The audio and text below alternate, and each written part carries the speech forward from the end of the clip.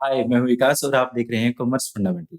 आज हम रिवीजन करने जा रहे हैं chapter number 1, unit number 1, nature and significance of management. हम इसमें रिवीजन करने के लिए सिर्फ इंपॉर्टेंट आइटम को डिस्कशन करेंगे। तो देखिए, सबसे पहले दो इंपॉर्टेंट आइटम जिसमें मैनेजमेंट और कोऑर्डिनेशन की डेफिनेशंस। तो डेफिनेशन में सबसे पहले हमारे पास मैनेजमेंट की डेफिनेशन की बात करें तो कौन ने दी है, और यहाँ हार्लोट कॉन्स एंड हेंच ने दी है। तो सबसे पहले डेफिनेशन क्या है? मैनेजमेंट एक आर्ट है getting things done through out others in which formally organise group, यानी फॉर्मली ऑर्गेनाइज ग्रुप में जब मैनेजमेंट हम करते हैं तो औरों से काम करवाने की कला ही क्या कहलाती है? मैनेजमेंट कहलाती है। दूसरा, मैनेजमेंट एक प्रोसेस है जो डिजाइन की जाती है मेंटेनिंग एन एनवायरमेंट, जिसमें एनवायरमेंट मेंटेन किया जाता है, जिसके अंदर एक इंडिविजुअल जो है वर्किंग एफिशिएंटली, जो अपनी एफिशिएंसी के साथ एक ग्रुप के अंदर काम करता है, जो अकम्प्लिश करना चाहता है अपने सिलेक्टेड एम को, यानी अपने एम को अचीव करने के लिए एक ऐसी ऑर्गेनाइजेशन जिसको मेंटेन किया गया है, जिसके एनवायरनमेंट को जिसको डिजाइन किया गया है, जहां पर एक इंडिविजुअल वर्क करता है अपनी एफिशिएंसी के साथ ग्रुप के अंदर। दूसरा, हमारे पास कोऑर्डिनेशन की डेफिनेशन करें तो coordination deals with the task of binding effort in order to ensure successfully attaining an objective, जहां पर हम बाइंड करते हैं, सभी एफर्ट्स को बाइंड करते हैं अपने ऑब्जेक्टिव को अचीव करने के लिए। दूसरी हमारी डेफिनेशन है coordination is orderly arrangement of group efforts to provide unit of action in a pursuit of the common goal, जहां पर कॉमन गोल को अचीव करने के लिए हम परसुएट करते हैं, यहाँ पर ग्रुप एफर्ट्स को इकट्ठा करते हैं। इसके बाद हम बात कर सकते हैं कुछ की एलिमेंट्स की। तो की एलिमेंट में सबसे पहले देखिए, मैनेजमेंट की जब हम बात कर रहे हैं तो मैनेजमेंट एक डेलिबरेटेड प्रोसेस है या इंटेंजिबल फोर्स है। यहाँ पर डेलिबरेटेड यानी खुद से बनाया जाता है, हमें अपने आप से नहीं बनता। इंटेंजिबल का मतलब दिखाई नहीं देती, बट है फोर्स, एक पावर है। अचीविंग गोल, तो हमारे पास doing the right task, completing activity या एफिशिएंसी इफेक्टिवनेस के साथ करें तो ये गोल को अचीव करने के लिए किए जाते हैं। जब हम एफिशिएंसी की बात कर रहे हैं, minimum cost, cost benefit analysis या relationship between input and output की बात करें तो यहाँ पर हम एफिशिएंसी की बात कर रहे हैं। दूसरा, मैनेजमेंट एज ए प्रोसेस, ये इंक्लूड करता है सीरीज ऑफ फंक्शन जिसमें हमारे पास planning, organising, staffing, directing and controlling होता है। उसके बाद इफेक्टिवनेस एंड एफिशिएंसी की बात करें तो two sides of the coin, यानी सेम कॉइन है। मैनेजमेंट होगा तो दोनों ही चीजें होनी जरूरी हैं। यहाँ पर कोऑर्डिनेशन की बात करें तो क्वालिटी ऑफ मैनेजमेंट और एसेंस ऑफ मैनेजमेंट है कोऑर्डिनेशन। अगर कोऑर्डिनेशन नहीं है तो मैनेजमेंट नहीं है, यानी मैनेजमेंट ही कोऑर्डिनेशन है। तो इस वजह से इसको एक एक्स्ट्रा एक्टिविटी के रूप में नहीं देखा जाता। हमारे पास सिर्फ 5 ही एक्टिविटी है जिसमें हम कहें planning, organising, staffing, directing and controlling. तो अब हम बात करते हैं की एलिमेंट्स। तो मैनेजमेंट क्या है? मैनेजमेंट एक प्रोसेस है जो इंश्योर करता है effective and efficient relationship of the organisation goal. जो एलिमेंट्स हैं, 3 एलिमेंट्स इसके अंदर रहते हैं, प्रोसेस, इफेक्टिवनेस एंड एफिशिएंसी। यानी हमारे पास जब हम किसी ऑर्गेनाइजेशन में इफेक्टिवनेस और एफिशिएंसी के साथ काम करते हैं तो वो हमारा मैनेजमेंट कहलाता है। मैनेजमेंट एक प्रोसेस है क्योंकि इसके अंदर एक series of inter related and interdependent functions है, जिसमें planning, organising, staffing, directing and controlling, ये सभी के सभी एक दूसरे से रिलेटेड है। और हम जब इफेक्टिवनेस की बात करें, it means take corrective decision and action every situation to achieve the target. हम हर सिचुएशन में ठीक करेक्टिव एक्शन और डिसीजन ले। इफेक्टिवनेस की बात करें, it measure the ensure optimum utilisation of resources to reduce cost. जब हम कॉस्ट को रिड्यूस करने के लिए, अपने ऑप्टिमम यूटिलाइजेशन को यूटिलाइज करने के लिए जो डिसीजन लेते हैं। और आखिर में हम जब इफेक्टिवनेस, एफिशिएंसी की बात करें तो एफिशिएंसी की बात करें तो डूइंग थिंग्स राइट होता है, और जब इफेक्टिवनेस की बात करें तो डूइंग दी राइट थिंग्स होता है। आगे हम चलते हैं, हमारे पास फीचर्स ऑफ मैनेजमेंट। तो फर्स्ट फीचर जो है वो गोल ओरिएंटेड प्रोसेस है।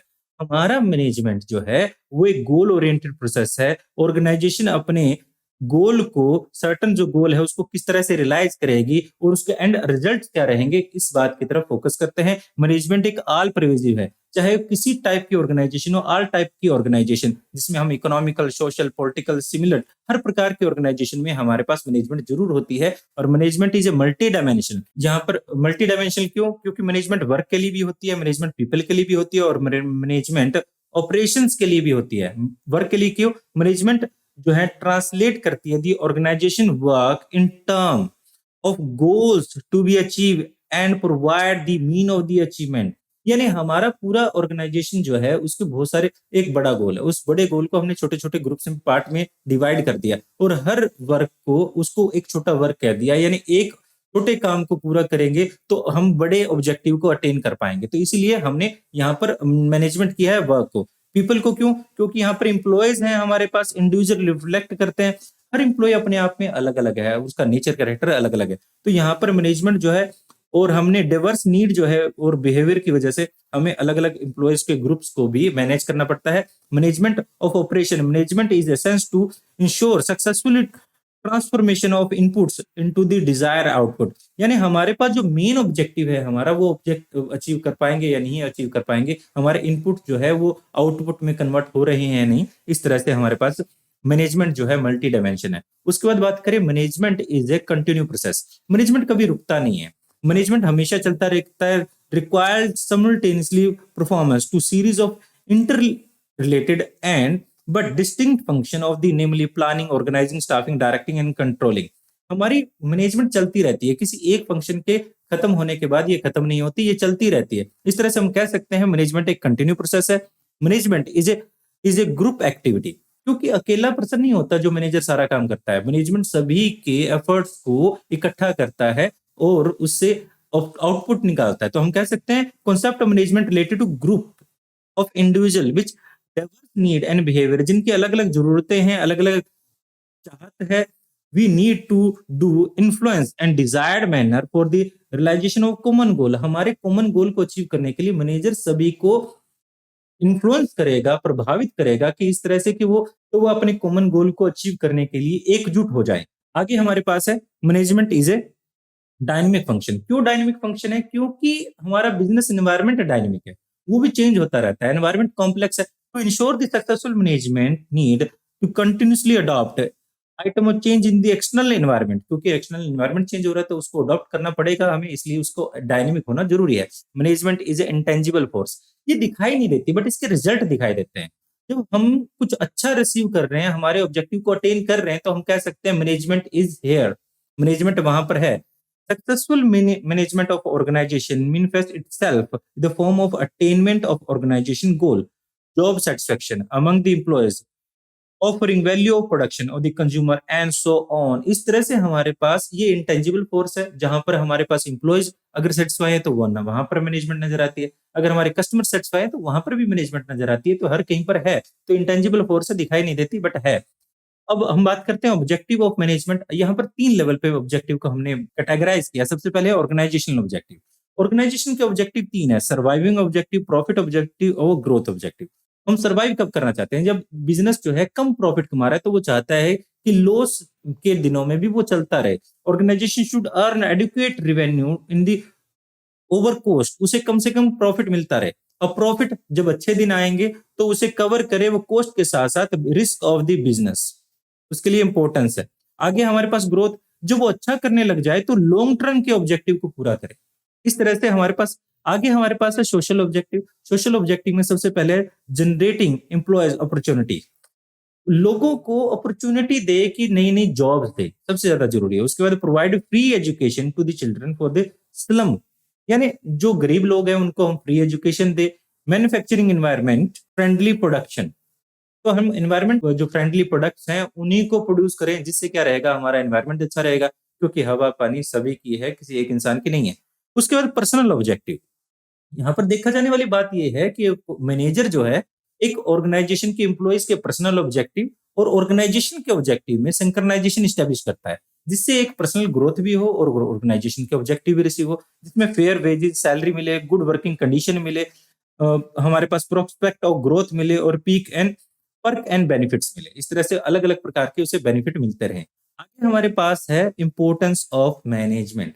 तो मैनेजमेंट की इंपॉर्टेंस क्या है? Management help in the achieving goal, management हमें हेल्प करता है गोल अचीव करने में, क्योंकि एक गोल ओरिएंटेड प्रोसेस है। हमारा सारी सारी एक्टिविटी जो है गोल की तरफ, हमारे मैनेजमेंट के ऑर्गेनाइजेशन के मेन गोल की तरफ फोकस होती है। तो हमारे यहाँ पर क्या रहता है, एक मैनेजमेंट सीकर है हमारे पास, इंटीग्रेट इंडिविजुअल एफर्ट्स को हम कर देते हैं, जिसमें हम गोल को, अपने ऑर्गेनाइजेशन गोल को अचीव कर पाए, ठीक है, सक्सेसफुली इंश्योर करता है। आगे मैनेजमेंट इंक्रीज एफिशिएंसी, ये एफिशिएंसी बढ़ाता है। Management aim to optimum utilisation of resources, जिससे हमारे पास रो कॉस्ट जो है रिड्यूस होती है। हम हर चीज को अच्छे से इस्तेमाल करना चाहते हैं जिससे हमारी कॉस्ट जो है कम रहे, हमें बचते ज्यादा हो। Management create a dynamic organisation. एक डायनेमिक ऑर्गेनाइजेशन का मतलब क्या है? जो जल्दी से जल्दी इन्वायरमेंट में होने वाले चेंज को अडॉप्ट कर ले। अगर एक ऑर्गेनाइजेशन एनवायरमेंट में होने वाले चेंज यानी बिजनेस एनवायरमेंट में होने वाले चेंज को अडॉप्ट ना करे तो वो जल्दी ही टिकता नहीं है, वो खत्म हो जाता है। ऐसी बहुत सारी कंपनियां हैं, जैसे हमारे पास नोकिया, शार्प और बहुत सारी। तो अगर वो हम जो एनवायरमेंट में होने वाले चेंज है, बिजनेस एनवायरमेंट में होने वाले चेंज है, उसको अडॉप्ट कर लें तो हम लंबे टाइम तक सर्वाइव कर पाएंगे। Successful management ensure smooth transaction of an organisation contest of the change of the environment. उसके बाद है management help in achieving personal objective. Personal objective का मतलब है एम्प्लॉयज के ऑब्जेक्टिव। एक एम्प्लॉय चाहता है, सबसे पहले ये चाहता है उसको रोटी कपड़ा मकान मिले, उसके बाद उसके फ्रेंड मिले, उसे एक स्टेटस मिले। तो ऑर्गेनाइजेशन ये उसके पर्सनल ऑब्जेक्टिव को भी ध्यान में रखता है और उसके करियर को इनरिचमेंट करता है। इस तरह से गुड मैनेजमेंट है synchronisation relation of individual goals with the group goals, effective leadership and motivation. उसको एक अच्छी लीडरशिप सिखाता है और उसको मोटिवेट करता है टाइम टू टाइम। इस वजह से हमारे पास आगे देखिए, management help in the development of the society. Society को भी डेवलप करने में मदद करता है management. Successful management organisation offer manifold benefit of the society for the raising standard of living. यहाँ पर लोगों के जीवन स्तर बढ़ाने में काम करता है। यहाँ पर कंजर्वेशन ऑफ एनवायरनमेंट, यहाँ पर एनवायरनमेंट को बचाता है, growth of the economic and so on. इस तरह से बहुत सारे काम करता है एक मैनेजर एनवायरनमेंट को बचाने के लिए भी। आई होप ये क्लास आपको अच्छी लगी होगी। फिर मिलते हैं नेक्स्ट क्लास में। Thanks for watching.